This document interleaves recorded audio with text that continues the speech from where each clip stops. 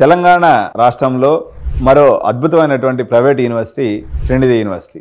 దాదాపు 28 ఇయర్స్ అనుభవం కలిగినటువంటి డాక్టర్ మాహీ సారు ఈ యొక్క యూనివర్సిటీని అనేది స్టార్ట్ చేశారు. 1997లో ఈ కాలేజీని స్టార్ట్ చేసి 20 ఇయర్స్ దిగ్విజయంగా నడిపించడమే కాకుండా టాప్ 10 ఇంజనీరింగ్ కాలేజీగా కంటిన్యూస్గా దీన్ని ఉంచడంలో మాహీ సారు మరియు ప్రో ఛాన్సలర్ నరసింహారెడ్డి సార్ యొక్క పాత్ర ఎంతో విశ్వసనీయమైనటువంటి పాత్ర పోషించారు. వీళ్ళు ఒక ఇంజనీరింగ్ కాలేజీ నడపడం.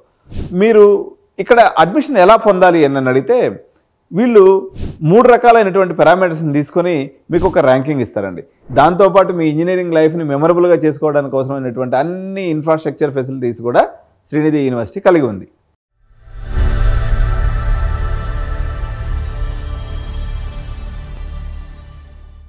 హాయ్ అండి, అందరికీ నమస్కారం. నేను మీ Venugopal Reddy from Josh innovations private limited, Josh institute of foreign languages, Edunine career guidance సంయుక్తంగా విద్యార్థులకు అవసరమైనటువంటి అనేక వీడియోస్ మనం చేస్తూ ఉన్నాం. ఇందులో భాగంగా తెలంగాణ రాష్ట్రంలో 2024 సంవత్సరంలో వచ్చినటువంటి మరో అద్భుతమైనటువంటి private university Srinidhi university. Srinidhi university అనేది మన గట్కేసర్ ప్రాంతంలో ఉందండి.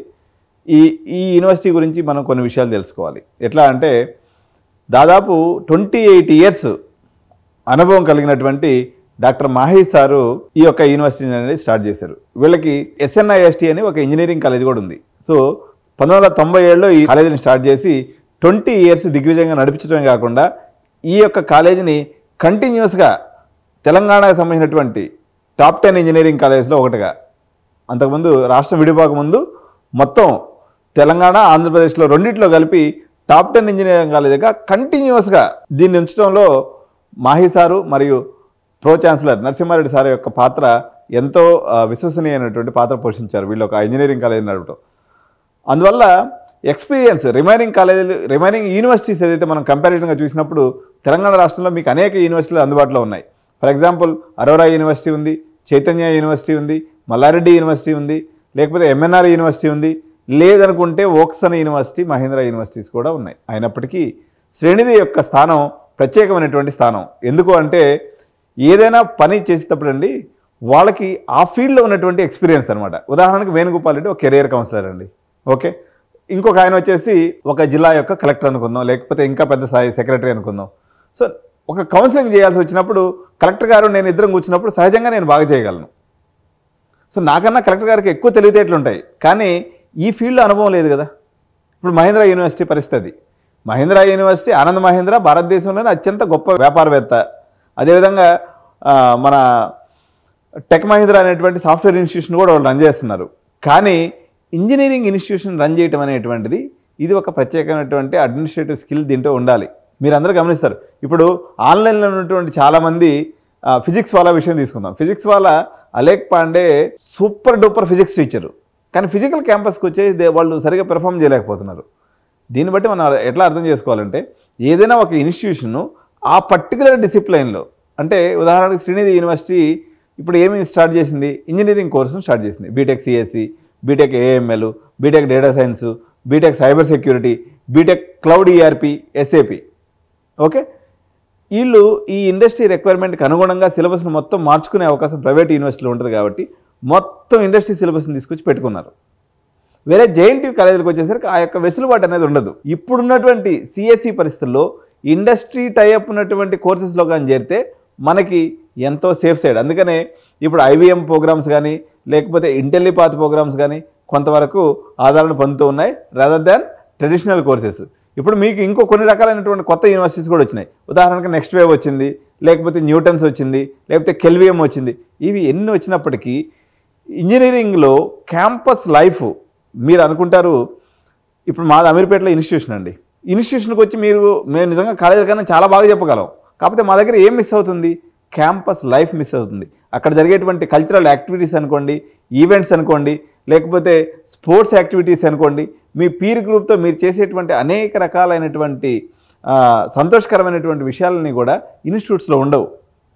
ఓకే, అనుభవం ఉంది, మంచి సిలబస్ ఉంది, ఓకే. దాంతోపాటు మీ ఇంజనీరింగ్ లైఫ్ని మెమరబుల్గా చేసుకోవడానికి అవసరమైనటువంటి అన్ని ఇన్ఫ్రాస్ట్రక్చర్ ఫెసిలిటీస్ కూడా శ్రీనిధి యూనివర్సిటీ కలిగి ఉంది. అక్కడితో కాకుండా మీకు ఇది సిటీ యూనివర్సిటీ అని చెప్పొచ్చు. ఎట్లా అంటే ఇప్పుడు వీళ్ళకి MMTS స్టేషన్ అనేది కూతవేడి దూరంలో జస్ట్ 1.5 కిలోమీటర్ దూరంలో ఉంది. అక్కడి నుంచి యూనివర్సిటీకి మీరు వెళ్ళడానికి అప్ అండ్ డౌను క్యాంపస్ నుంచి ఫ్రీగా మీకు కమ్యూట్ లేకపోతే ట్రాన్స్పోర్ట్ అనేది అవైలబిలిటీ ఉంది. సో మీరు సికింద్రాబాద్లో స్టే చేయొచ్చు, అమీర్పేటలో స్టే చేయొచ్చు. మీరు హ్యాపీగా మార్నింగ్ ఒక 40 మినిట్స్ ఎంఎంటీఎస్లో కూర్చుంటే మంచిగా ఎఫ్ఎం వింటూ అటా వెళ్ళిపోవచ్చు. లేదంటే మీరు నిజంగా చాలా ఇంట్రెస్టెడ్ స్టూడెంట్ అయితే మంచిగా ఒక ఎన్పిటిఎల్ లెక్చర్ పెట్టుకున్నారంటే ఇటు అయినా అటు పోయేసరికి మీరు క్యాంపస్ అనేది చేరిపోతారనమాట. సో ఇది మీరు గుర్తించాల్సినటువంటి విషయం. ఇంకా మీరు ఇక్కడ అడ్మిషన్ ఎలా పొందాలి అని అడిగితే వీళ్ళు 3 రకాలైనటువంటి పారామీటర్స్ని తీసుకొని మీకు ఒక ర్యాంకింగ్ ఇస్తారండి. SNU set, Srinidhi university set అనేది కండక్ట్ చేస్తారు. ఎప్పుడు ఎలా కండక్ట్ చేస్తారంటే మీరు క్యాంపస్ విజిట్కి వెళ్ళినప్పుడు క్యాంపస్ విజిట్లోనే మీకు ఈ టెస్ట్ అనేది ఇవ్వడం జరుగుతుంది. ఇది ప్రస్తుతానికి వాళ్ళు ఫిజికల్ టెస్ట్ మాత్రమే కండక్ట్ చేస్తున్నారు. ఆన్లైన్ టెస్ట్ అనేది అందుబాటులో లేదు ప్రస్తుతానికి. సో ఈ టెస్ట్ మీరు రాసిన తర్వాత మీకు వచ్చినటువంటి ఎస్ఎన్యు సెట్ యొక్క ర్యాంక్ని, అదేవిధంగా మీ యొక్క ఎంసెట్ ర్యాంక్ని, అది తెలంగాణ కావచ్చు లేకపోతే ఏపీ కావచ్చు, ఓకే, మరియు మీ ఇంటర్మీడియట్ యొక్క మార్క్స్ని మూడింటిని ఒక క్యుములేటివ్ అసెస్మెంట్లో తీసుకునేసి ఎస్ఎన్యు వారు, శ్రీనిధి యూనివర్సిటీ వారు ఒక ప్రత్యేకమైనటువంటి ర్యాంక్ని మీకు కేటాయిస్తారు.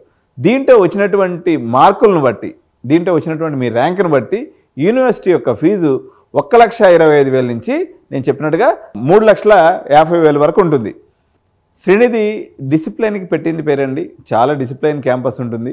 హ్యాపీగా మీకు కొత్త ఇన్ఫ్రాస్ట్రక్చర్ కూడా వాళ్ళు చాలా అద్భుతమైనటువంటి ఇన్ఫ్రాస్ట్రక్చర్ క్రియేట్ చేస్తున్నారు. కాబట్టి డెఫినెట్గా శ్రీనిధి ఆప్షన్ని లోకల్లో ఉండి చదవాలి అనుకున్నటువంటి వాళ్ళు మిగిలిన ఎన్ని యూనివర్సిటీస్ ఉన్నట్టుకి, ఇందాక నేను చెప్పినట్టుగా ఒక 10 యూనివర్సిటీస్ ఉన్నప్పటికీ ఒక క్రెడిబుల్, కన్సిస్టెంట్, ఎక్స్పీరియన్స్ ఉన్నటువంటి వారు శ్రీనిధి యూనివర్సిటీ యాజమాన్యం. కావున మీరు ఎక్కడైనా అంతే ఫీజు ఉంది.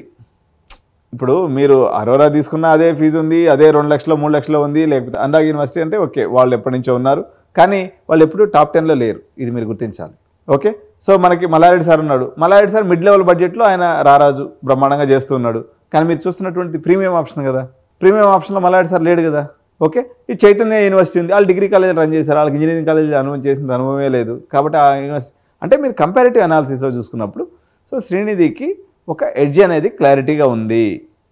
ఎలా ఈ ఎడ్జ్ మళ్ళీ ఒకసారి 28 ఇయర్స్ ఆఫ్ ఎక్స్పీరియన్స్, స్కూల్ ఉంది, కాలేజ్ ఉంది, జేఎన్టీలో ఏమేమి ప్రాబ్లమ్స్ ఉంటాయో తెలుసు. కాబట్టి ఆ ప్రాబ్లమ్స్ అన్నీ రెక్టిఫై చేస్తూ వాళ్ళు యూనివర్సిటీ సిలబస్ని కానీ యూనివర్సిటీ యొక్క స్ట్రక్చర్ని కానీ డిఫైన్ చేశారు. కాబట్టి తప్పనిసరిగా శ్రీనిధి యూనివర్సిటీ అడ్మిషన్స్ కావాలనుకున్నటువంటి వాళ్ళు జోష్ ఇన్నోవేషన్స్ లేదా ఎడ్యునైన్ కెరీర్ గైడెన్స్ సంప్రదించినట్లయితే మీకు హ్యాజిల్ ఫ్రీ ప్రాసెస్లో మేము క్యాంపస్ విజిట్ అరేంజ్ చేయడంతో పాటు మీకు అడ్మిషన్ ప్రక్రియని పూర్తి చేసి పెట్టగలం.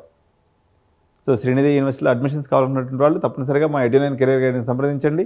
మా కెరీర్ కౌన్సిలింగ్తో పాటు మీకు క్యాంపస్ విజిట్ కూడా అరేంజ్ చేయడం అనేది జరుగుతుంది.